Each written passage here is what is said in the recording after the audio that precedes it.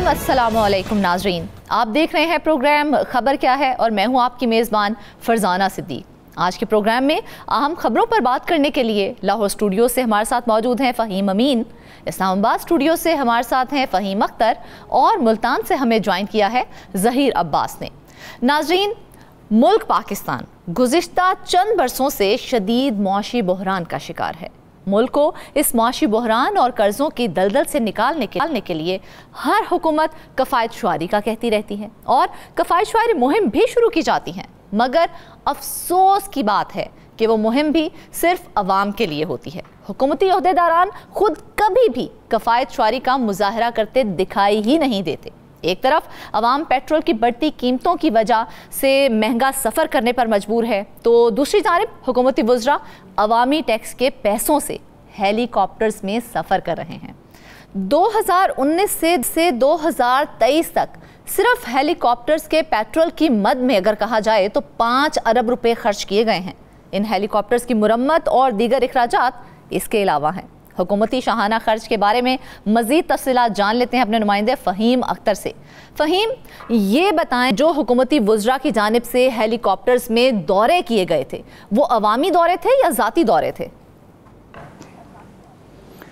बहुत शुक्रिया फरजाना, जो आज हम इंटरेस्टिंग स्टोरी लेके आए हैं। ये वफाकी हुकूमत हो या जो वजारतें हों, उनकी जानिब से जो शाहाना अखराजात किए जाते हैं और जो कफ़ायत शारी मुहिम अपनाई जाती है या उसके जो दावे किए जाते हैं, बेसिकली ये उनके दावों की हम कली खोल रहे हैं और हकीकत आवाम को बता रहे हैं कि किस तरीके से आवाम के साथ झूठ बोला जाता है और जो खर्चे किए जाते हैं वो उसके बिल्कुल बरक्स होते हैं जो उनके दावों के। ये 2019 से लेकर 2023 तक की कहानी है।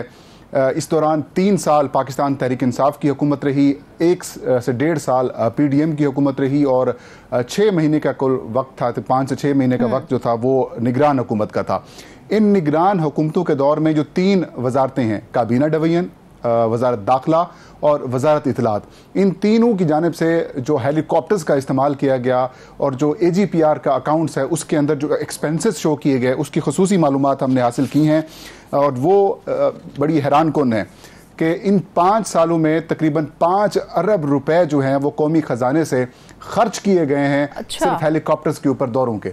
और दौरों की तफसीलात क्या हैं, क्या वो दौरे जो है वो इन सूबों के दरमियान होते थे, वफाकी हुकूमत सूबों के पास जाती थी, वज़ीर आज़म जाते थे, वजारत दाखिला जाती थी, या फिर और मामला थे, उसकी तफसील में जाए बगैर अगर हम सिर्फ ये बात देखें कि जब पाकिस्तान तहरीक इंसाफ की हुकूमत ख़त्म हुई थी तो हमने देखा था कि PDM की हुकूमत के दौर में बानी PTI जब वज़ीर आज़म थे तो उनके दौरों की तफसीलात शेयर की जाती थी कि हेलीकॉप्टर का खर्चा ये आया था, वज़ीर आज़म हाउस से लेकर बनी गाला तक ये खर्चा करते थे, उतने करोड़ रुपए खर्च कर दिए थे। और ये दावा किया गया था कि जब वज़ीर आज़म शहबाज शरीफ बने हैं तो इन दौरों या फिर इन हेलीकॉप्टर्स के इस्तेमाल में जो है कमी आई है। लेकिन हमने देखा हैरान कुन तौर पर जो 3 साल में PTI की दौरे हुकूमत में जो खर्चा आया और जो 2 साल वज़ीर आज़म शहबाज शरीफ और फिर वज़ीर आज़म अनवारुल्लाह काकड़ रहे निगरान वज़ीर आज़म के तौर पर, जो 2 साल के खर्चे हैं वो 3 साल से ज़्यादा भारी हैं। जो इतलात हैं और जो तफसीलात हैं उसके मुताबिक 2019, 2020 और 2021 के दौरान जब तहरीक इंसाफ की हुकूमत थी तो कुल 2 अरब 15 करोड़ रुपए का जो पेट्रोल है हेलीकॉप्टर्स के ऊपर खर्च किया गया, या फिर इन हेलीकॉप्टर्स के अंदर जो किताबें अखबारात वगैरह शामिल की जाती थी, रखी जाती थी, वो उसके खर्च 2 अरब 15 करोड़ रुपए बनते हैं। इसी तरीके से अगर PDM की हुकूमत के देखें 2022 और 2023 के दौरान 2 अरब और 82 करोड़ रुपए के जो है खर्चे किए गए हैं। और जो हेलीकॉप्टर्स के ऊपर एक्सपेंस आए हैं उनकी मुरम्मत वगैरह वो अलग से है। ताहम हुकूमत का ये कहना है, जो दस्तावेज़ात हमारे पास हैं उसमें हुकूमत का ये कहना है कि जो पेट्रोलियम मसनूआत की कीमतों के अंदर फ़र्क पड़ गया, इसकी वजह से ये जो एक्सपेंसेस हैं वो बढ़ गए हैं। लेकिन पेट्रोलियम मसनूआत की एक्सपेंसेस जो कीमत बढ़ी है, जो फ़र्क आया है, उससे एक्सपेंसेस के अलावा दौरे भी बहुत ज़्यादा हुए हैं। और हमने इन जो PDM के दौरे हुकूमत में हमने देखा कि पाकिस्तान को एक बहुत बड़े सैलाब का भी सामना करना पड़ा। वज़ीर आज़म शहबाज शरीफ मुसलसल दौरे किया करते थे, लेकिन इसके साथ साथ वजारत दाखिला और वजारत इतलात के जो अखराजात हैं जो हेलीकॉप्टर्स की मद में वो भी बहुत ज़्यादा हैं। और सबसे ज़्यादा जो एक्सपेंसेस हुए हैं वो PDM के दौर में। अखराजात हैं उसकी एक लंबी चौड़ी जो है वो तफसील तफसील बता दी है। अगर मेरी याददाश्त ज़्यादा कमज़ोर नहीं है तो पाकिस्तान तहरीक इंसाफ के दौर में फवाद चौधरी साहब जब मिनिस्टर थे तो उनका ये कहना था कि हेलीकॉप्टर में तो बहुत ही सस्ता जो है वो दौरा पड़ता है, बहुत ही कम पेट्रोल लगता है, तो आपने तो हमें इतना ज़्यादा खर्चा बता दिया है। 55 रुपए फी लीटर कह दिया, कहते थे फी किलोमीटर का खर्चा पड़ता है। फवाद चौधरी का वो बड़ा मशहूर ज़माना, वो जुमला याद आया मुझे। लेकिन उनकी बात से भी अलग है, उनकी बात से भी अलग है। और एवरेज आप देखें तो तकरीबन 70 करोड़ पीटीआई के दौर के अंदर जो है वो खर्चा हुआ है हेलीकॉप्टर के ऊपर इन 3 सालों में। और 70 करोड़ आप अंदाजा लगाएं, इनको 365 के ऊपर तकसीम करें तो डेली कितना एक्सपेंसेस हो जाते हैं, ये कौमी खजाने से जा रहा था। और अगर पीडीएम के और निगरान हुकूमत के 2 साल के अंदर देखें तो तकरीबन 1 अरब और 40 करोड़ सालाना तक ये खर्चा पहुंच गया है। तो ये दुगना खर्चा हुआ है पीडीएम के दौर में। वो कि पीटीआई के दौर में 3 साल हैं, पीडीएम के दौर के 2 साल हैं। लेकिन वो तमाम दावे जो बेसिकली जो इंटरेस्टिंग बात है वो ये है कि वज़ीर आज़म शहबाज शरीफ मुसलसल ये कहते हैं कि पाकिस्तान की मुआशी हालत कमज़ोर हो गई है, ख़राब हो गई है, हमें IMF के पास जाना पड़ रहा है, दोस्त ममालिक से हमें जो है वो इमदाद हासिल करनी है और हम शाहाना अखराजात कम कर रहे हैं, कफ़ायत शारी अपना रहे हैं। फिर 3 मुख्तलिफ कमेटियाँ भी बनाई गई थी, आपको याद होगा। उस कमेटी में कैसर बंगाली साहब भी शामिल थे, जो कि चंद दिन पहले उन्होंने उन कमेटियों से इस्तीफ़ा दे दिया है, जिसमें एक राइट साइजिंग कमेटी थी, कफ़ायत शारी कमेटी भी थी। और हुकूमती अखराजात में जो कमी के हवाले से जो कमेटी बनाई गई थी उससे उन्होंने रिज़ाइन किया था। और उन्होंने कहा था कि जो चीज़ मैंने देखी है उसमें यह है कि ये बड़े सरकारी मुलाजमीन को तो बचाया जा रहा है, खर्चे कम नहीं किए जा रहे। और ये एक उन्होंने कहा कि ये एक झूठ के ऊपर मबनी ये सारा काम, इस वजह से मैं रिजाइन करता हूं। और अगर दूसरी जानिब हम देखें, एक्सपेंसेस को देखें तो वो वाकई ये बात बिल्कुल दुरुस्त मालूम होती है कि ये एक अवाम को एक झूठ बोला जा रहा है और जो उनके दावे हैं उनके बरक्स अखराजात किए जा रहे हैं और ये खर्च बढ़ते जा रहे हैं। और IMF की जानिब से भी यही कहा जा रहा है कि आप अपने एक्सपेंसेस कम करें और जो आमदनी है वो बढ़ाएं। लेकिन हम देखते हैं कि कहने की हद तक तो कफ़ायत शारी अपनाई जा रही है, लेकिन चंद हफ्ते पहले ही काबीना डिवीजन की जानिब से 24 करोड़ रुपए की नई गाड़ियां खरीदी गईं। और काबीना डिवीजन का ये कहना है ऑन रिकॉर्ड कि जो पुरानी गाड़ियां थी वो काबिल इस्तेमाल नहीं हैं। तो ऐसे में जो कॉल और फेल है उसमें तजाद जो है वो नजर आ रहा है। इसका एक और पहलू भी है, एक तरफ ये तो जो आप इतने ज्यादा एक्सपेंस इस वक्त सामने आए हैं हेलीकॉप्टर के इस्तेमाल के हवाले से, तो क्या सिर्फ वजीर आजम ही इन हेलीकॉप्टर्स का इस्तेमाल करते थे या उनके मातहत लोग भी इसका इस्तेमाल कर रहे थे जिसकी वजह से इतने ज्यादा एक्सपेंस सामने आए हैं? देखिए, जो AGPR का अकाउंट है वो अकाउंट एक ही है जिसके अंदर 3 मुख्तलिफ जो अखराजात के हवाले से, जो हेलीकॉप्टर के इस्तेमाल के ऊपर या एरोप्लेन के इस्तेमाल के ऊपर जो एक्सपेंसेस जमा करवाए जाते हैं या फिर जो फंड्स हासिल किए जाते हैं, उसमें 3 वजारतें हैं। काबीना डिवीजन जो कि वजीर आजम खुद इस्तेमाल करते हैं, वजीर आजम ऑफिस के इस्तेमाल में भी होता है। इसके अलावा वजारत दाखिला होगी, उसमें वजीर दाखिला इस्तेमाल करते हैं, सेक्रेटरी दाखिला कर सकते हैं। और इसके अलावा जो तीसरा जो वजारत है जिसके पास ये इख्तियार है हेलीकॉप्टर्स यूज करने का, वो है वजारत इत्तलात। अब वजारत इत्तलात बल्कि इंफॉर्मेशन टेक्नोलॉजी जो है वो वजारत इंफॉर्मेशन टेक्नोलॉजी वो इस्तेमाल करती है। तो आप इनको आप देख लें कि इनके जो यूज में हैं तो ये एक्सपेंसेस जो हैं वो सालाना जो पीडीएम के दौरे हुकूमत और निगरान हुकूमत में 1 अरब और जो 40 करोड़ है वो एवरेज सालाना आ रही है। तो 2 अरब 82 करोड़ उन्होंने 2 साल में इस्तेमाल किए हैं। तो आप खुद अंदाजा लगा लें कि किस लेवल के ऊपर ये एक्सपेंसेस होते हैं, किन मकासद के लिए इस्तेमाल किए जाते हैं। इसका शायद जो ऑडिट है वो किया जाए तो चीजें सामने आ जाएं। लेकिन अमूमन हम देखते हैं कि जो वजीर आजम है वो काबीना डिवीजन के पास जो हेलीकॉप्टर होता है वो इस्तेमाल करते हैं और वजीर दाखिला जो है वो वजारत दाखिला के मातहत जो होता है हेलीकॉप्टर उसको इस्तेमाल करते हैं। तो ये जो एक्सपेंसेस हैं जो तीनों वजारतों के यूज में जो हेलीकॉप्टर्स आते हैं, ये उनके एक्सपेंसेस जो हैं वो ये हमने हासिल किए हैं तफसीलात। और उसमें हम देख सकते हैं कि जो पीडीएम मुस्लिम लीग नून पाकिस्तान पीपल्स पार्टी की के वज़रा या फिर जो अहदेदार हैं या रहनुमा हैं वो दावा किया करते थे कि बानी पीटीआई जो है वो ज़्यादा उन्होंने हेलीकॉप्टर इस्तेमाल किया और उनके अखराजात की जो तफसीलात हैं वो बड़ी जारी की जाती थी मीडिया के ऊपर। और इवन के फवाद चौधरी साहब की बात भी आपने जिस तरह से की कि 55 रुपए फी किलोमीटर का खर्चा आता है हेलीकॉप्टर को, उससे बढ़ के आ गया है सामने। तो ये इस बात की अक्कासी है फरजाना कि अवाम के सामने यही कहा जाता है कि पीटीआई के दौर में आपको याद होगा कि वजीर आजम हाउस की भैंसें फरोख्त कर दी गई थी, जानवर फरोख्त कर दिए गए थे, जानवर फरोख्त करके बचत करनी थी ना, बचत तो वो फिर वो बेच के तो फिर बचत की गई, पेट्रोल का खर्चा तो कुछ आ ही नहीं रहा था।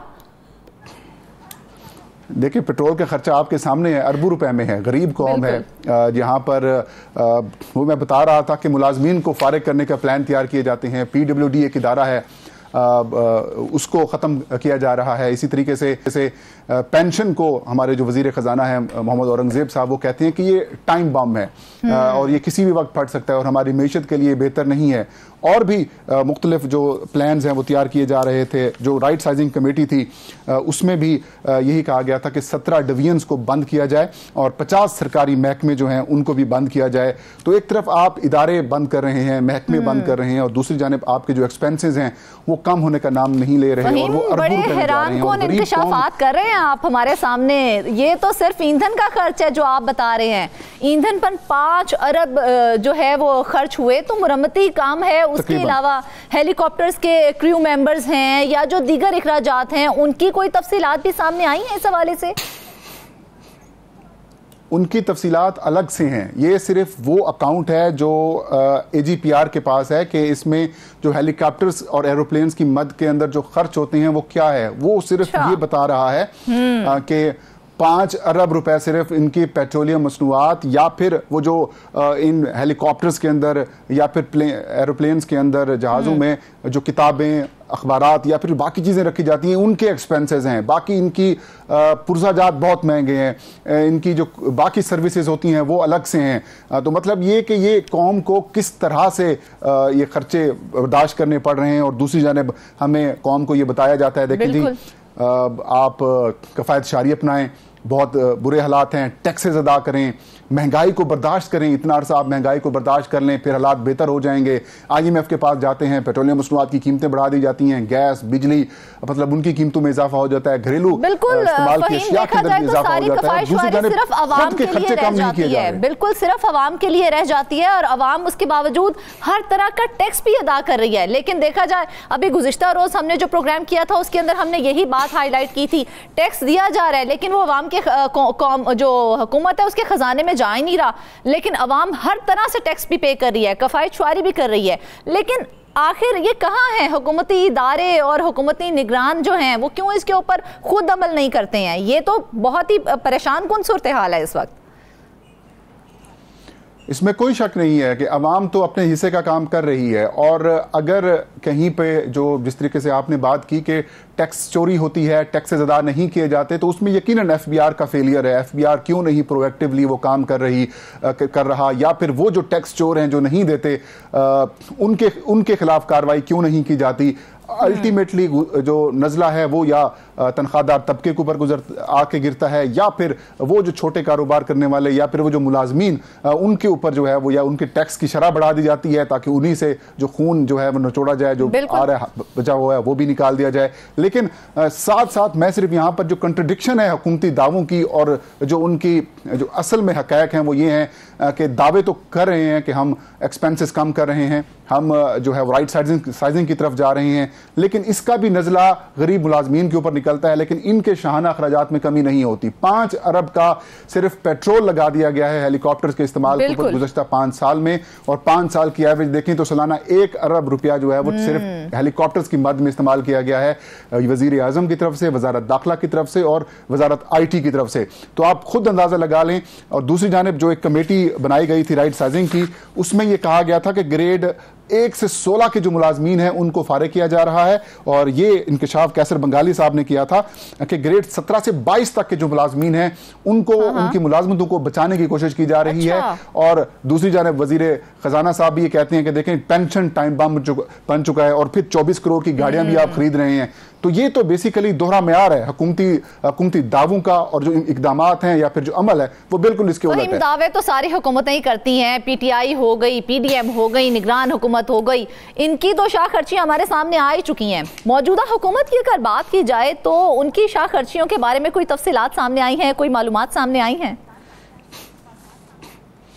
देखिए, ये साल के साल जो अकाउंट्स की तफसीलात हैं वो पब्लिक होती हैं या फिर वो जारी कर दी जाती हैं। ये 2023 तक की डिटेल सामने आई हैं, क्योंकि 2024 जब ये ख़त्म होगा तो उसकी डिटेल हासिल करेंगे। ताहम इस दौरे हुकूमत के अंदर जो चीज़ें हमने देखी हैं वो ये है कि 24 करोड़ रुपए की गाड़ियाँ काबीना डिवीजन की जानिब से खरीदी गई हैं ये चंद हफ्ते पहले। और ये गाड़ियाँ खरीदी गई हैं, इस हवाले से जब काबीना डिवीजन के हुकाम से जब हमने पूछा कि ये गाड़ियाँ क्यों खरीदी गई हैं, पहले भी एक बड़ी तादाद में गाड़ियों का पूल जो है वो कैबिनेट डिवीजन के पास मौजूद है। तो काबीना डिवीजन के हुकाम की जानिब से ये कहा गया कि जो पहले वाली गाड़ियां हैं वो काबिल इस्तेमाल नहीं हैं, इसलिए हम नई गाड़ियां जो है वो खरीद रहे हैं। अब आप खुद अंदाज़ा लगा लें कि एक मुकम्मल जो सर्कुलर जारी हुआ था, हिदायत जारी हुई थी कि सरकारी मुलाजमीन ये गाड़ियाँ इस्तेमाल करेंगे, इतना पेट्रोल इस्तेमाल करेंगे, गैर मुल्की दौरे नहीं करेंगे या फिर बड़े बाकी चीज़ें, और नई गाड़ियों की खरीदारी के हवाले से भी ये कहा गया था कि हम पाबंदी लगा रहे हैं। तो फिर ये 24 करोड़ की गाड़ियाँ क्यों खरीदी गई हैं? इसी तरीके से वज़ीर आज़म शहबाज शरीफ के जो दौरे हैं वो भी कम नहीं हो रहे। एक तरफ गाड़ियाँ खरीदी जा रही हैं फ़हीम, और दूसरी तरफ देखा जाए तो वज़ीर आज़म शहबाज शरीफ ने किफ़ायत मुहिम शुरू की थी, फिर उस मुहिम की सूरत हाल के हवाले से हमें अपडेट कर दें वो कैसे जा रही है। एक तरफ गाड़ियां खरीदी जा रही हैं, दूसरी तरफ ख्वाहिशवारी मुहिम शुरू की जा रही है। फरजाना, ये वही बात है जैसे पीटीआई के दौर में कहा गया कफायत जारी हो रही है, लेकिन अरबों रुपए करोड़ों रुपए के पेट्रोल लगा दिया गया। फिर शहबाज शरीफ साहब जब पहली दफा प्राइम मिनिस्टर बने तब भी उन्होंने यही कहा कि कफायत जारी हो रही है। फिर हमने देखा कि सालाना 1 अरब 40 करोड़ रुपए का एवरेज पेट्रोल जो है वो हेलीकॉप्टर्स के ऊपर खर्च किया गया। अभी भी यही सूरत हाल है, कोई कफायत जारी मुहिम इख्तियार नहीं की जा रही। वजारतों के अंदर वही मामलात हैं, पेट्रोल के ऊपर गाड़ियां चल रही हैं, गाड़ियां नई खरीदी जा रही हैं, दौरे किए जा रहे हैं। और SCO कॉन्फ्रेंस के नाम के ऊपर भी देखा आपने इस्लामाबाद के अंदर इस वक्त बहुत बड़ी जो मिकदार में या तादाद में नई चीज़ें लगाई गई, सड़कों की, मतलब इस तरीके से एक्सपेंसेस किए जा रहे हैं। गरीब मुल्क है, इतना कर्जा है, IMF से हम प्रोग्राम की तरफ जा रहे हैं, और IMF भी यही कह रहा है कि देखें पाकिस्तान को चाहिए कि वो अपने एक्सपेंसेस कम करे और जो अपनी महसूलात है, आमदन है, उसको बढ़ाए। लेकिन जब हम रियलिटी की तरफ आते हैं, देखते हैं तो वो सारा मामला उलट है।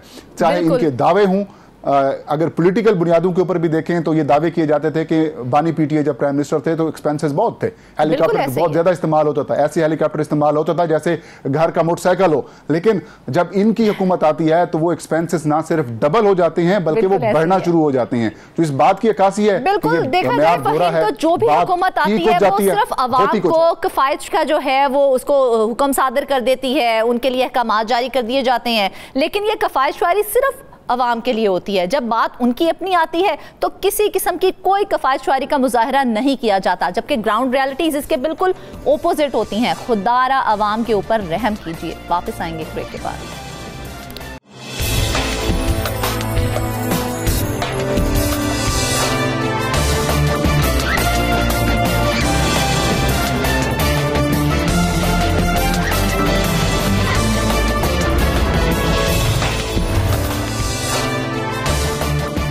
वेलकम बैक नाजरीन। बात करते हैं जनूबी पंजाब की, जहां का इकलौता बर्न सेंटर स्टाफ की कमी का शिकार है। जनूबी पंजाब में करंट लगने और आग के जले हुए मरीजों को शदीद मुश्किलात का सामना करना पड़ रहा है।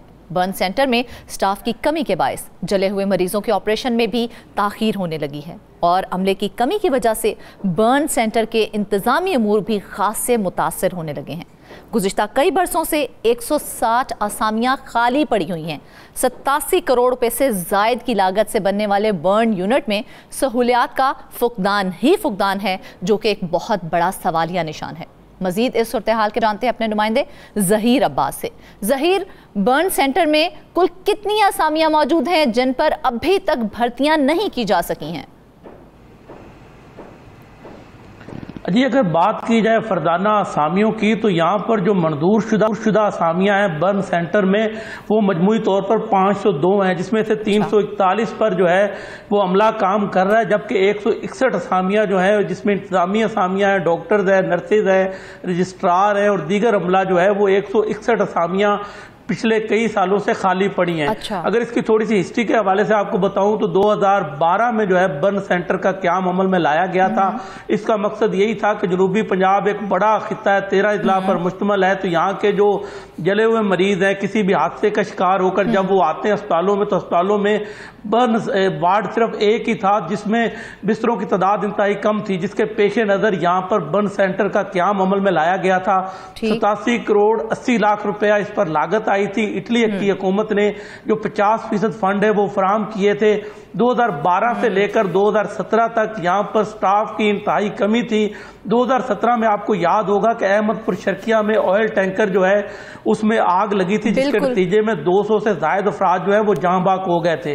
उसमें जो जख्मी है 66 जख्मी जो है वो बर्न यूनिट लाए गए थे। तो उस वक्त इंतहाई सहूलियात का फुकदान था। जो इब्तदाई तौर पर जो जले हुए मरीजों को इंजेक्शन लगाया जाता है उस वक्त उसकी कीमत तकरीबन 8,500 से 9,000 थी।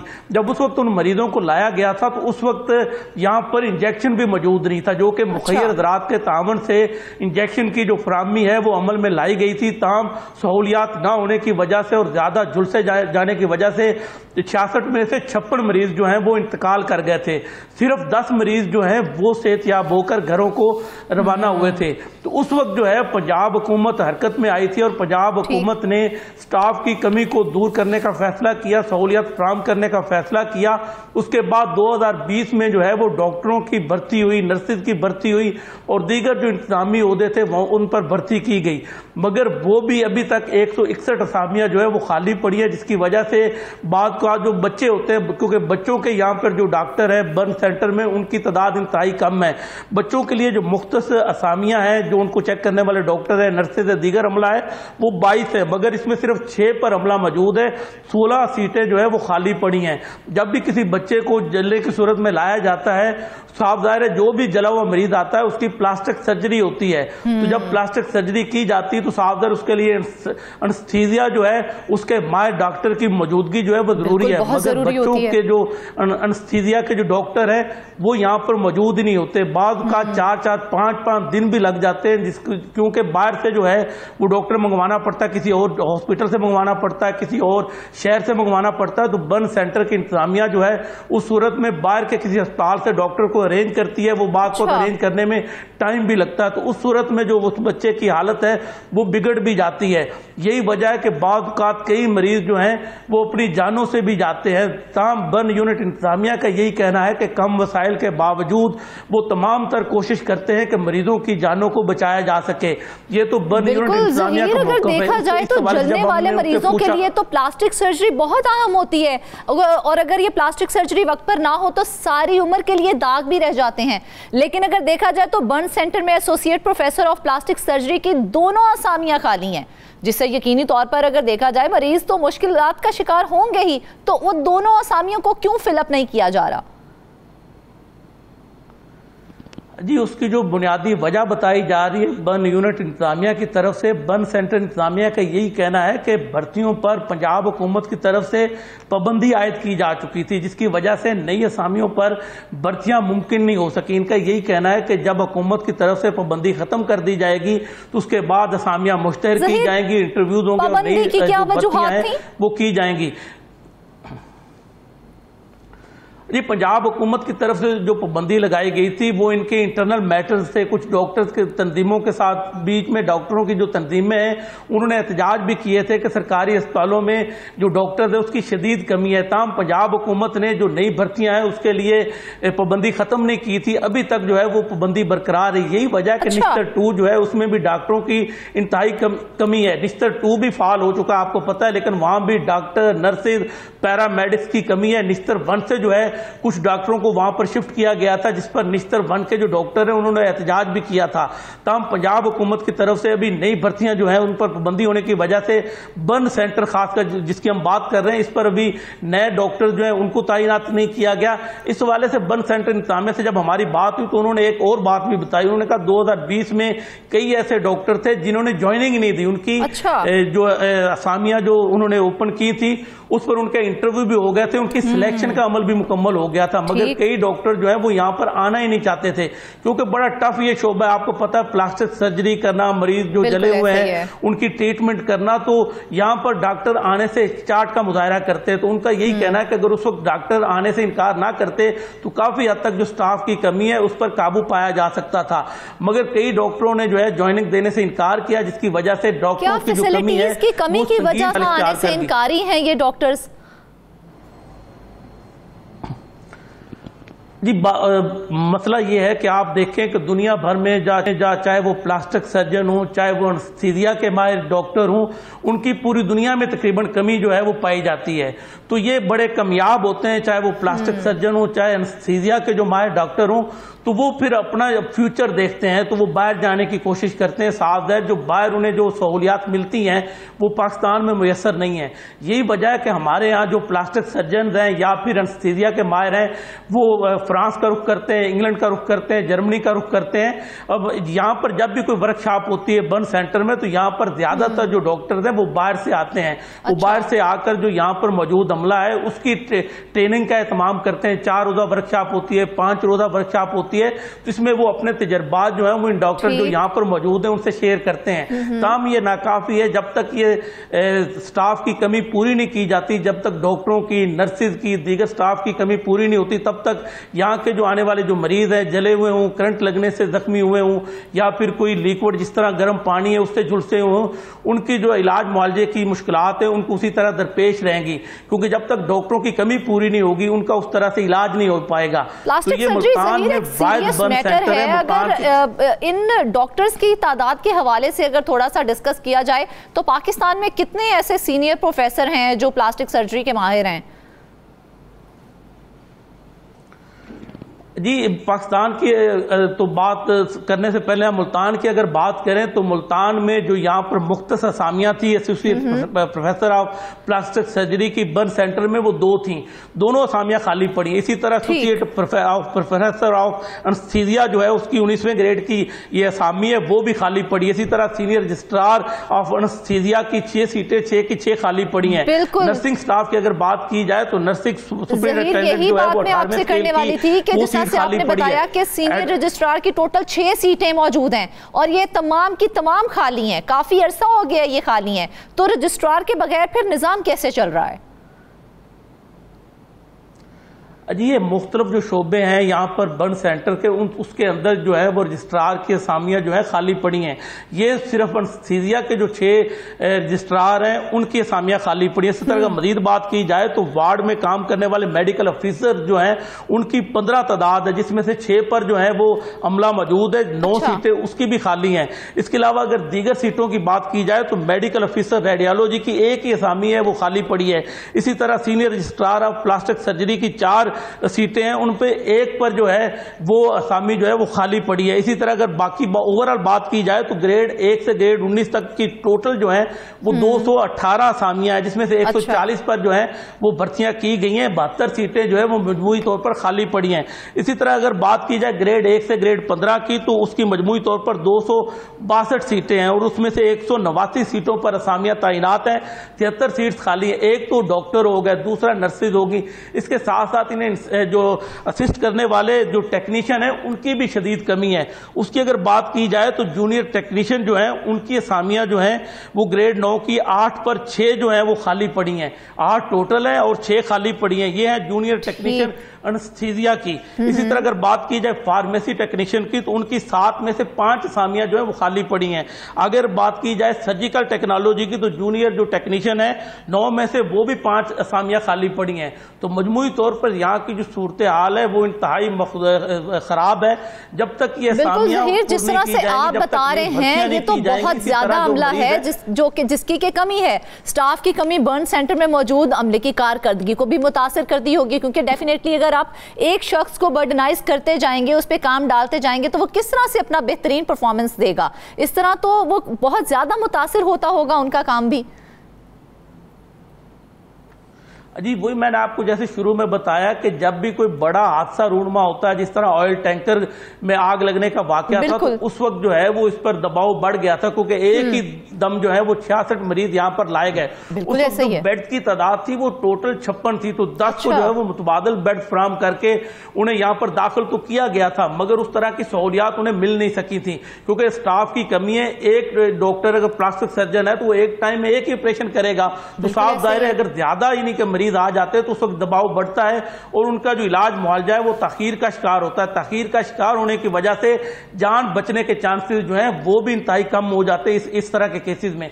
अब अगर आपको थोड़ी सी तादाद बताऊं कि पिछले 2018 से लेकर 2024 तक यहाँ पर कितने जो मरीज लाए गए, तो वो मैं आपको बताता हूं कि मजमूई तौर पर 9,793 मरीज जो है उनको यहाँ पर लाया गया, एडमिट किया गया।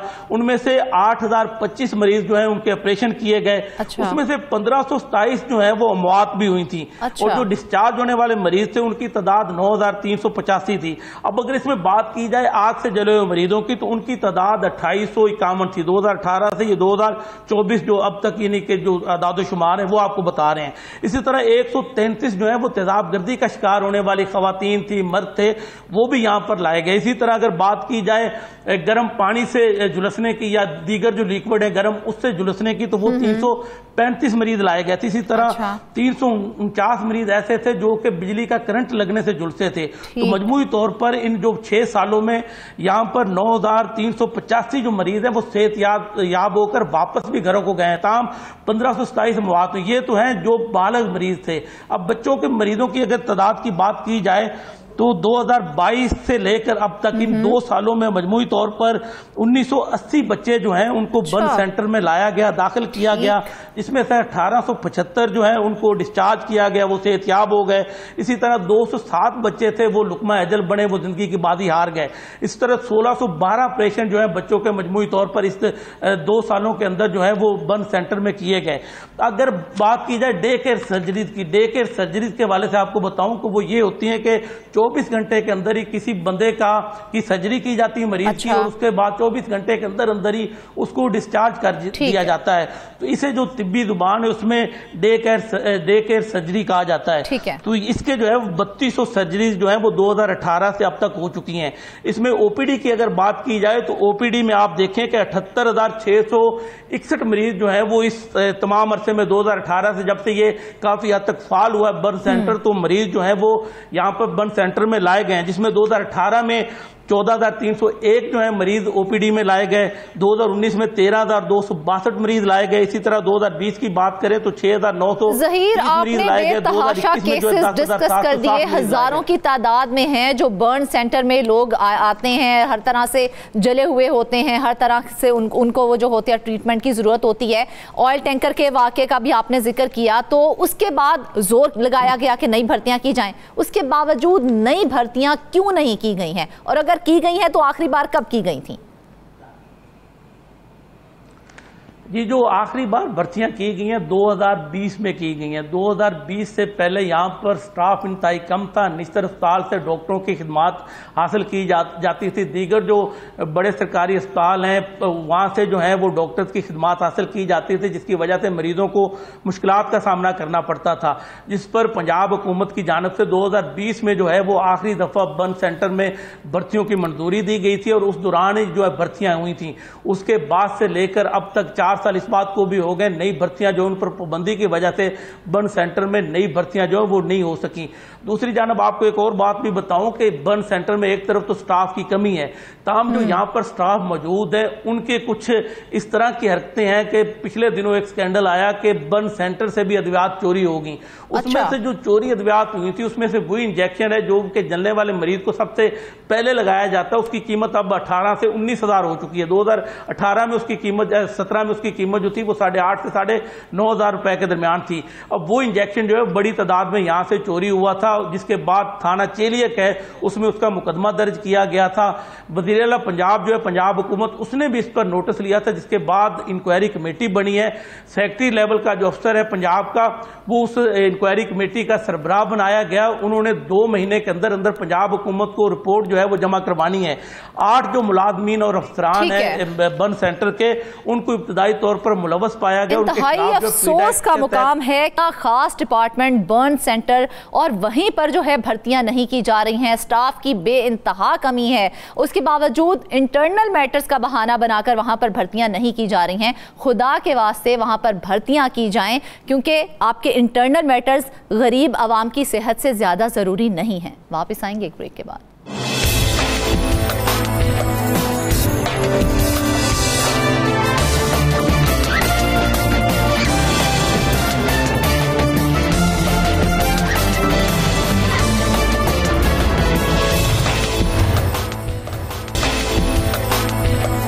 वेलकम बैक नाज़रीन। प्रोग्राम के आखिरी हिस्से में बात करते हैं शहर लाहौर की। पंजाब के सूबाई दारुल हुकूमत लाहौर में गैर कानूनी तामीरात का मसला संगीन हो गया है। 2 सरकारी सर्वे रिपोर्ट्स के मुताबिक लाहौर के मुख्तलिफ टाउन्स में सैकड़ों गैर कानूनी तामीरात की निशानदही की गई है। MCL की जानिब से 500 से ज़ायद गैर कानूनी इमारतों के बनने और ज़ेरे तामीर होने का इंकशाफ भी हुआ है। लोकल गवर्नमेंट के फील्ड स्टाफ की मुआवनत और मुफादात के बायस शहर में हर तरफ बेतरतीब और गैर कानूनी इमारतें तामीर की जा रही हैं। गैर कानूनी तामीरात के खिलाफ सरकारी रिपोर्ट्स के बावजूद कार्रवाई नहीं की जा सकी है। गैर कानूनी तामीरात और तजावुजात के बायस ट्रैफिक की रवानी ना होने के बायस स्मोक की शिद्दत में भी इजाफा देखने में आ रहा है। नाज़रीन, मज़ीद तफ़सीलात जान लेते हैं अपने नुमाइंदे फ़हीम अमीन से। फ़हीम, सबसे पहले तो ये बताएं, ये गैर कानूनी तामीरात कहाँ कहाँ की जा रही हैं? बहुत शुक्रिया फ़रज़ाना। लाहौर शहर में गैर कानूनी इमारतों की तमीर और तामीरात, ये मामला हम पहले भी यहाँ पर अपने प्लेटफार्म से उठा चुके हैं। बिल्कुल। और ये मामला इतना सीधा और इतना बिल्कुल क्लियर नहीं है। 2 रिपोर्ट्स जो हैं वो सामने आई हैं, इससे पहले भी रिपोर्ट सामने आई थी, और ये रिपोर्ट्स जो है बाकायदा तौर पर चीफ मेट्रोपॉलिटन ऑफिसर जो साबका हैं उनकी जानिब से तैयार की गई थी, और जिन्होंने बताया था कि लाहौर शहर में 215 इमारतें मुख्तलिफ टाउन्स में ऐसी हैं जो कि गैर कानूनी तौर पर बनाई जा रही हैं या बन चुकी हैं। इसके साथ ही एक और रिपोर्ट जो है वो साबिक सेक्रेटरी लोकल गवर्नमेंट उनकी जानिब से तैयार करवाई गई। उसमें बताया गया कि 285 इमारतें जो हैं वो गैर कानूनी तौर पर बनाई गई। अब ये गैर कानूनी तौर पर जो तकरीबन 500 के करीब इमारतें बनाई गई हैं, इन इमारतों से जो रेवेन्यू इकट्ठा होना था वो नहीं हो सका। उसके बाद जो इनके नक्शे पास होने थे वो नहीं हो सके, और उसके बाद ये जो इमारतें जिन एरियाज में बनाई गई हैं गैर कानूनी तौर पर, वहाँ पर ना कमर्शियल इमारत बन सकती थी, क्योंकि जो LDA का जो सिटी डिस्ट्रिक्ट गवर्नमेंट का मास्टर प्लान है, जो लोकल गवर्नमेंट की जो हदायत हैं उसके मुताबिक कमर्शियल बिल्डिंग्स ही नहीं वहाँ पर बन सकती थी। तो जब वो एक जगह पर बिल्डिंग अलाउ ही नहीं है, तो उसके बाद जब वहाँ पर बिल्डिंग बन जाती है तो उसके लिए फिर बड़े तगड़े अखराजात, तगड़े मामला जो हैं वो करने पड़ते हैं। तो मजमूई तौर पर जो सूरत हाल है वो ये है कि अब 500 से ज़ायद जो इमारतें हैं जो इनके इल्म में भी हैं, नोटिस में भी हैं, और उसके बाद फील्ड स्टाफ जो कि MCL का फील्ड स्टाफ होता है जिसका काम होता है कि वो प्रॉपर सर्वे करे, नज़र रखे कि किस जगह पर गैर कानूनी बिल्डिंग बन रही है, उसको रोके, वो तमाम की तमाम चीज़ें उनको पता है। और इसीलिए ये जो रिपोर्ट बनाई गई है उन्हीं के स्टाफ की तरफ से बना कर दी गई है कि जनाब ये इमारतें बन गई हैं या बन रही हैं, इनको हम रोकने में नाकाम रहे हैं, लिहाजा अब करना क्या है। करना ये था, जिम्मेदारी ये थी कि इनके ऊपर फाइन डाला जाए, इन्हें बंद किया जाए, इन्हें सील किया जाए। लेकिन ये तमाम मामला बिल्कुल लोकल गवर्नमेंट डिपार्टमेंट की जानिब से आंखें बंद किए हुए हैं, किसी किस्म का कोई इसके ऊपर एक्शन नहीं हो रहा। और सबसे अहम चीज़, लाहौर के लोग जो हैं पिछले कुछ सालों से, आप याद रखें फरजाना, स्मोक की बायस जो है वो शदीद मुश्किल का शिकार हैं। तो जो महकमा माहौलियात की जो कैलकुलेशन है उसके मुताबिक जो स्मोक की सबसे बड़ी वजह है वो ट्रैफिक की कंजंक्शन है, ट्रैफिक का ब्लॉक होना है जो लाहौर के मुख्तलिफ इलाके हैं। जैसे कि अब मैं बात करूँ, ये ठोकर न्याज बेग, सर्कुलर रोड, शालम, उसके बाद गुलबर्ग में मक्का कॉलोनी वाली साइड है, उसके बाद शालीमार लिंक रोड है। ये वो इलाके हैं जो गुंजानाबाद इलाके हैं जहाँ पर गैर कानूनी तौर पर बिल्डिंग्स बनी है और वहाँ पर ट्रैफिक की रवानी शदीद मुतासर होती है। और उसके बाद फिर जो ये अब अक्टूबर का मिड है और आगे जो 2 महीने जो हैं लाहौर के लोगों ने जो स्मोक में गुजारने हैं उसकी तमाम मुतासर होगा लाहौर स्मोक की वजह से भी। फिर बिल्कुल सूरत हाल ये है कि ये तमाम चीज़ों की सेग्रीगेशन थी कि अगर एक स्मोग जो है वो ट्रैफिक की वजह से जो पैदा हो रही है, तो उसमें जहाँ पर गैर कानूनी तामीरात हैं उसके साथ जो तजावुज़ात हैं वो भी इसकी बड़ी वजह करार दी गई हैं। क्योंकि जो ये जो मामला हाईलाइट किया गया है गैर कानूनी तामीरात का, फ़हीम, इसकी निशानदही किसकी जानिब से की गई है? इदारे के अंदर से की गई है या फिर कोई ऑडिट रिपोर्ट सामने आई है? जी, ये चीफ मेट्रोपॉलिटन ऑफिसर जो हैं, जो कि बल्दिया लाहौर, जो कि लाहौर का 60% इलाका है, उसके ज़िम्मेदार हैं इकबाल फरीद, जो कि अब उनका ट्रांसफ़र हो चुका। उनके बाद फिर एक साहब आए, वो भी यहाँ पर अपना टर्नओवर गुजार कर चले गए, क्योंकि वो जो साहब आए थे वो अक्सर व बेशतर यहाँ पर आते जाते रहते हैं। लेकिन जब उनकी जानिब से ये रिपोर्ट दी गई और उसके बाद मुतल्लिका लोगों से सवाल जवाब पूछे और अभी इस पे एक्शन या इसके ऊपर जो लिया जाना था, तो उनकी तो होगी ट्रांसफ़र। अच्छा, उसके बाद ये चीज़ें जो हैं वो मुतल्लिका लोकल गवर्नमेंट के पास गई, उनको बताया कि जी कि इसके ऊपर एमओ प्लानिंग जो है वो फौरी तौर पर कोई नोटिस लें, कोई कार्रवाई करें। बिल्कुल फ़हीम, लोकल गवर्नमेंट की जानिब से देखा जाए तो बाकायदा मास्टर प्लान जारी किया जाता है, तो क्या उस मास्टर प्लान पर अमल नहीं किया जाता? फिर देखें, जो मास्टर प्लान होता है ना, उसमें बड़ी डिटेल चीज़ें होती हैं। हाँ? कि ये इलाका जो है वो रिहायशी होगा, ये इलाका कमर्शियल होगा, ये सनती इलाका होगा और यहाँ पर कोई पार्क होगा। तो ये जो मास्टर प्लान दिया जाता है वो जो लोगों की सहूलियात होती हैं उसको मद्देनज़र रख कर दिया जाता है। लेकिन जब इस तरह की जो रिहायशी इलाकों में कमर्शियल बिल्डिंग्स बन जाएंगी, वहाँ पर शादी हॉल बन जाएंगे, मार्कियाँ बन जाएंगी, तो वहाँ पर जो इंफ्रास्ट्रक्चर है वो कंप्रोमाइज़ होता है, पहली बात। दूसरी बात ये होती है कि वहाँ पर जो सिविक फैसिलिटीज़ हैं वो कंप्रोमाइज़ होती हैं, इलाके के लोगों को आने जाने में मुश्किल का सामना करना पड़ता है, क्योंकि एक जगह जहाँ पर छोटी गाड़ी गुजरने की जगह और वहाँ पर अगर उसकी कमर्शियल एक्टिविटीज़ शुरू हो जाएंगी तो वहाँ पर बड़े बड़े ट्रक्स आएंगे, तो वहाँ पर सीवरेज का सिस्टम ख़राब होगा, सड़कें ख़राब होंगी, उसके बाद दीगर नुकसान होंगे। बिल्कुल, इंफ्रास्ट्रक्चर तो तबाह हो जाता है ना फिर। तो यही सूरत हाल है। और इसके ऊपर जो है जो कमर्शियल बिल्डिंग बन गई है, तो अगर फौरी तौर पर अगर उसको आप अर्ली स्टेज पर रोक लें तो आप उसको डिमोलिश कर सकते हैं। यहाँ पे सूरत हाल ये है कि हफ्ता और इतवार ये दो जो है ना वो कमाई के दिन होते हैं। आमतौर पर तो सरकारी मुलाजिम जो हैं वो छुट्टी करके घर बैठ जाते हैं, तो हफ्ता और इतवार की रात को अमूमन आप देखिएगा कि रात के टाइम जो है वो लेंटर डलना शुरू हो जाते हैं और वो सरकारी मुलाजमीन की सरपरस्ती में जो लोग होते हैं, जो इंस्पेक्टर होते हैं। फ़हीम, यही बात, फ़हीम, तजावुज़ात और तामीरात इतनी आसानी से तो नहीं बनती हैं। बिल्कुल, और किसी की पुष्टपनाही तो हासिल होती है, तो ये सब कैसे मुमकिन हो जाता है? कौन कर रहा है पुष्टपनाही इनकी? जी, वही बिल्डिंग इंस्पेक्टर जिसकी जिम्मेदारी है कि उसने इलाके में गैर कानूनी तामीरात नहीं होने देनी, वो अपनी सरपरस्ती में अमूमी तौर पर हफ्ते की रात को लेंटर डलवाया जाता है। जिसको तैनात किया जाता है वो अपनी सरपरस्ती में ये काम करवा रहा होता है। बिल्कुल जी, इसके रेट्स जो हैं वो 5 मरले का लेंटर अगर आपने डालना है तो उसके लिए लाख रुपए आपको देना पड़ेगा। अगर आपने 10 मरले का लेंटर डालना है तो उसके लिए 2 लाख रुपए का लेंटर जो है आपको देना पड़ेंगे। ये रेट्स फिक्स किए गए हैं जो उनके मुतल्लिका इंस्पेक्टर्स हैं, क्योंकि वो कहते हैं जी कि ये हमारी जेब में नहीं जाना, ये हमने ऊपर तक देके जाना है। और वही लोग जो हैं वो फिर जिनकी जिम्मेदारी होती है कि इसको आपने नहीं बनने देना। तो हफ्ते इतवार को रेट भी ज्यादा हो जाता है। जी, हफ्ता और इतवार इसलिए किया जाता है कि अगर कोई इलाके के लोगों को शिकायत है तो वो दफ्तर तो नहीं ना जा सकेंगे। अगर हफ्ते की रात को ये बन रहा है तो इतवार को दफातर जो है सरकारी बंद होते हैं, तो हफ्ते की रात को लेंटर डाल जाता है, इतवार का दिन गुजरता है, पीर वाले दिन जब वो आते हैं उनके पास जाके शिकायत की जाती है तो वो कहते हैं जनाब हम लेंटर पे आ गया जी। जब वो लेंटर डाल जाता है तो उसके बाद फिर जो है वो उसके तरीक़ेकार, उसकी चीज़ें जो हैं वो बदल जाती हैं, फिर कोई पॉलिटिकल प्रेशर लोकल आ जाता है। तो ये जो चीज़ें हैं इनके ऊपर जो है मुतल्लिका एक्शन लेने चाहिए। इवन कि मैं आपको एक बात बताऊं कि हमने पिछले भी एक प्रोग्राम में बात की थी कि सिर्फ दातागंज बख्श टाउन जो है वहाँ पर जो कमर्शियल इमारतें हैं, रिहायशी इमारतें हैं, वो तकरीबन 100 के करीब बन चुकी हुई हैं और वो तमाम की तमाम गैर कानूनी है। और उसके ऊपर जब रिपोर्ट मांगी गई, उसके ऊपर इंक्वायरी की गई, तो जो मुतल्लिका जिम्मेदारान थे उन्होंने उसका जवाब देना ही गवारा नहीं किया कि हम यहाँ पर जवाब नहीं देंगे, हम जाके लोकल गवर्नमेंट में उसको मैनेज कर लेंगे। तो ये चीज़ें जो हैं ये ज़रूरी हैं कि इसको कंट्रोल किया जाए, क्योंकि जो गैर कानूनी अर्बनाइजेशन है इसको एक बहुत बड़ा ख़तरा करार दिया जा रहा है माहिरीन की जानिब से कि जो फैसिलिटीज़ जो होती हैं, वो इंफ्रास्ट्रक्चर जो होता है वो मास्टर प्लान के मुताबिक होता है, और जो चीज़ मास्टर प्लान के मुताबिक नहीं बनाई जाती या उसमें तब्दीली की जाती है तो उससे शहरियों को मुश्किलात का सामना करना पड़ता है। उसके बाद जो हुकूमत के ऊपर जो इंफ्रास्ट्रक्चर जो सहूलियात फराहम नहीं होती हैं उसके ऊपर गवर्नमेंट के ऊपर प्रेशर आता है।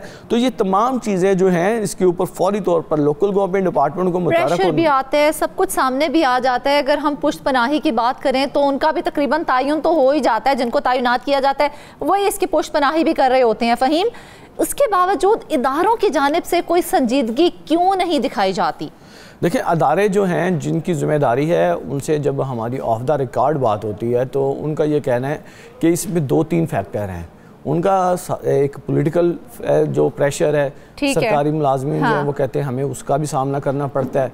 हमारे आला अफसरान जो हैं वो जो है इस हवाले से बड़ा प्रेशर इसके ऊपर होता है। इवन कि मैं आपको ये भी बता दूं कि जो मार रोड है वहाँ पर किसी किस्म की जो कंस्ट्रक्शन है या अल्टरेशन है वो अलाउ नहीं है। अच्छा। अगर आपने करनी है तो उसके लिए चीफ सेक्रेटरी की इजाज़त ज़रूरी है। लेकिन आप हैरान होंगी कि मार रोड के ऊपर जो है तारीखी बिल्डिंग्स जो हैं उनके अंदर अल्ट्रेशन हो रही है, और उसके लिए भी जो हैं वो मुतलका लोग जो हैं वो पहुँचे हैं लोकल गवर्नमेंट के पास, डिस्ट्रिक्ट गवर्नमेंट के पास, लेकिन वो भी जो हैं वो इस हवाले से बेबस नज़र आए हैं। और उसके ऊपर भी यही बात हमें सामने आई कि बहुत ऊपर से प्रेशर आया तो मार रोड जो कि मॉडल रोड डिक्लेयर किया गया है वहाँ पर भी जो है गैर कानूनी तामीरात हो रही हैं। तो फिर जो लिंक रोड्स हैं जो दूसरे इलाके हैं वहाँ पर आप सोचें कि वहाँ पर जो सूरत हाल है वो किस कदर तशवीशनाक होगी। ज़रूरत जो है वो सबसे पहले तो ये जो रिपोर्ट्स जो खुद डिपार्टमेंट की जानिब से बनाई गई हैं इनके ऊपर एक्शन लेने की ज़रूरत है, क्योंकि आजकल जो है ना एक लाहौर में बड़ी बात चल रही है कि लाहौर को ना लिवेबल सिटी बनाया जाए। तो लिवेबल सिटी बनाने के लिए जो सबसे पहली बुनियाद है वो इस लाहौर शहर के मास्टर प्लान के ऊपर अमल दरामद करवाना है। और जो लाहौर के 60% इलाके को कंट्रोल करने वाली है MCL। कौन करवाएगा अमल दरामद? फ़हीम, जब आप खुद ही इस तमाम मामलात में आप इन्वॉल्व होंगे तो फिर कौन करवाएगा? जी, जिम्मेदारी जो है वो जो लोग हैं जिनकी अदारे मौजूद हैं, ये आपको बता दूं कि जो निज़ाम है यहाँ पर उसमें हर बंदा एक ज़िम्मेदार मौजूद है और उसको पता है कि मेरी ज़िम्मेदारी क्या है। लेकिन उस ज़िम्मेदारी के बाद जब कोई प्रेशर या कोई बड़ा हादसा होता है तो उसके बाद पता चलता है कि हाँ जी इस बंदे की ज़िम्मेदारी थी, जिसने इसके ऊपर बिल्डिंग बाय लॉज के ऊपर अमल दरामद करवाना था, जिसने ये तमाम मामला देखने थे। लेकिन किसी एक को इतनी सख्त सज़ा क्यों नहीं देते हैं ताकि आने वाले वक्तों में इस तरह के मामला हमें ना देखने को मिलें? क्यों नहीं उन्हें एक बार ऐसी सज़ा दी जाती है? फरजाना, मैं आपको एक ना सिस्टम बता देता हूँ ताकि आपको पता चले कि ये मामला किस तरह है। जब इस तरह की कोई कंप्लेन आती है MCL या लोकल गवर्नमेंट डिपार्टमेंट की जानिब से तो ये जो डिपार्टमेंट है ना ये इसकी एक इनिशियल इंक्वायरी होती है और उसके बाद वो रिपोर्ट चली जाती है DG लोकल गवर्नमेंट के पास। वहाँ पे एक कंप्लेंट डिपार्टमेंट और वहाँ पर जो कंप्लेंट पहुँचती है, जो इंक्वायरी पहुँचती है ना, वो तब तक दबी रहती है जब तक वो मुतल्लिका अफसर जिसके पास या जिसके मुतल्लिका वो इंक्वायरी है वो रिटायर नहीं हो जाता। वहाँ से ही फैसला साजी नहीं होती, वहाँ से ही डिसीजन नहीं लिया जाता कि जिन लोगों के पास अगर इंक्वायरी या कंप्लेन या इंक्वायरी रिपोर्ट उन तक पहुँच गई है तो फौरी तौर पर उसके ऊपर एक्शन लिया जाए। तो ये चीज़ें तो वहाँ से जाके भी मैनेज हो जाती हैं। इसलिए कुछ सज़ा और जज़ा का निज़ाम जो है जब तक लोकल गवर्नमेंट डिपार्टमेंट में नहीं होगा तब तक ये गैर कानूनी तामीरात जो हैं वो होती रहेंगी। ये तो होती नहीं है फ़हीम, और ये होती जा रही हैं, तो इन तामीरात से सरकारी ख़जाने को कितना नुकसान पहुँचा है? जी, सरकारी ख़जाना जो है आम तौर पर अगर मैं रिसेंटली बात करता हूँ तो वज़ीर आला मरियम नवाज़ जो हैं उन्होंने ना कुछ दिन पहले LDA का विज़िट किया और उन्होंने कहा जी कि मुझे बताएं जी कि रेवेन्यू कहाँ से जनरेट करना है। उसके बाद उन्होंने कुछ सड़कों को ना कमर्शियल किया ताकि वहाँ से कुछ रेवेन्यू जनरेट किया जा सके। लेकिन ये जो हम बात कर रहे हैं ये MCL की और MCL ने कोई ऐसी पॉलिसी नहीं दी जिससे रेवेन्यू जनरेट किया जा सके, बल्कि उन्होंने जिस जगह से रेवेन्यू जनरेट होना था वहाँ पर ही उन्होंने कंप्रोमाइज़ किया, वहाँ पर ही लोगों को खुद ब खुद जो है वो इमारतें बनाने की इजाज़त दे दी। क्योंकि रेवेन्यू किस तरह इकट्ठा होता है, अगर आपने कमर्शियल बिल्डिंग बनानी है तो उसके लिए बाकायदा तौर पर DC रेट का 20% जो है उसकी कमर्शलाइजेशन फ़ीस आपने पे करनी है। नक्शा अगर पास करवाना है तो उसकी फ़ीस अलहदा होगी। उसके बाद जो सबसे अहम चीज़ जो है, गैर कानूनी इमारत जब बनती है तो उसके बाद ना तो वहाँ पर फायर अलार्म सिस्टम लगाया जाता है, ना हंगामी अखराज का कोई सिस्टम होता है, ये चीज़ें कुछ भी नहीं होती। लिहाजा जब भी कोई बड़ा हादसा होता है तो उसके बाद फिर यही सूरत हाल जो है वो लोगों को फेस करनी पड़ती है और बड़ी तादाद में लोग जो हैं किसी हादसे के बाद जो हैं वो नुकसान उठाते हैं। बिल्कुल फ़हीम, देखा जाए तो अब जिस तरह से वेदर चेंजेस आ रही हैं, आने वाले दिनों में हमें स्मोक का भी सामना करना पड़ेगा, तो देखा जाए तो तजावुज़ात और गैर कानूनी तामीरात जो हैं वो किसी ना किसी तरह से स्मोक से भी लिंक्ड हैं, तो कितना इफेक्ट होता है इनका? ये महकमा माहौलिया जो है वो जब सितंबर का महीना आता है तो थोड़ा सा एक्टिव होता है, और जब अक्टूबर में बहुत ज़्यादा स्मॉग पैदा हो जाती है और लोगों को परेशान होना शुरू हो जाते हैं, तो उसके बाद फिर उनकी जानिब से मुख्तलिफ एडवाइजरियाँ जारी करने का सिलसिला शुरू हो जाता है। ठीक है। तो उनकी जानिब से जो पहली एडवाइजरी जारी की जाती है वो कहते हैं जी कि ट्रैफिक जो है ना इसको कंट्रोल किया जाए, यहाँ पर ट्रैफिक का कंट्रोल हो। अब ट्रैफिक जो है वो बड़ी सड़कों पर तो आप देख लें कि कंट्रोल हो सकती है, लेकिन वहाँ पर भी जो है लोगों को शदीद स्मोक का सामना करना पड़ता है। और जिन इलाकों में बहुत ज़्यादा गुंजान आबाद इलाके हैं, शाह आलम मार्केट की बात करें, ठोकर नियाज़ बेग की बात करें, इसरा की बात करें, चुंगी मसूदी की बात करें, शालीमार की बात करें, तो वहाँ पर जो तजावुज़ात हैं और गैर कानूनी तामीरात हैं उसके बायस जो है ट्रैफिक इंतहाई सुस्त रवि का शिकार हो जाती है शाम के टाइम। और वहाँ पर जो मोटरसाइकिल सवार वहाँ से गुजरता है तो उसकी आंखें जो है ना वो शिद्दत जो स्मोक से मुतासर होती हैं, और इसलिए जो असल सूरत हाल है जब दर्जा हरारत कम होता है तो पता चलता है कि लाहौर में किस कदर आलूदगी है। आज की अगर मैं बात करूँ तो इस टाइम जो है वो लाहौर जो है दुनिया के आलूदा तरीन शहरों में सर फहरिस्त है, और आने वाले दिनों में इसमें स्मोक की शिद्दत इस कदर ज़्यादा हो जाएगी और इसकी तमाम तर जिम्मेदारी जो है वो जो मास्टर प्लान के मुताबिक जो तामीरात हैं वो ना होना है। स्मोक के बढ़ने की वजह कहीं ना कहीं ये तजावुज़ात और तामीरात हैं। जब उनसे पूछा जाता है कि ये गैर कानूनी तामीरात क्यों की जा रही हैं, ये तजावुज़ात क्यों किए जा रहे हैं, तो कहा जाता है जी हमें ऊपर से प्रेशर है। ऊपर कौन है जी? वही लोग जिन्हें तैनात किया गया है। उन्हें तैनात किसने किया है? वो पॉलिटिशियंस ने किया। पॉलिटिशियंस कौन है? वो गवर्नमेंट है। आखिर गवर्नमेंट अपना नुकसान खुद ही करने पे तुली हुई है, जबकि अवाम तो अपना पूरा बेस्ट दे रही है कि इस मुल्क को हम जिस तरह से बेहतर कर सकते हैं किया जाए। नाजरीन, इसके साथ ही आज के प्रोग्राम से बस इतना ही। अपनी बहुत सारी दुआओं में हम सबको याद रखिएगा। इजाज़त दीजिए, अल्लाह हाफिज़।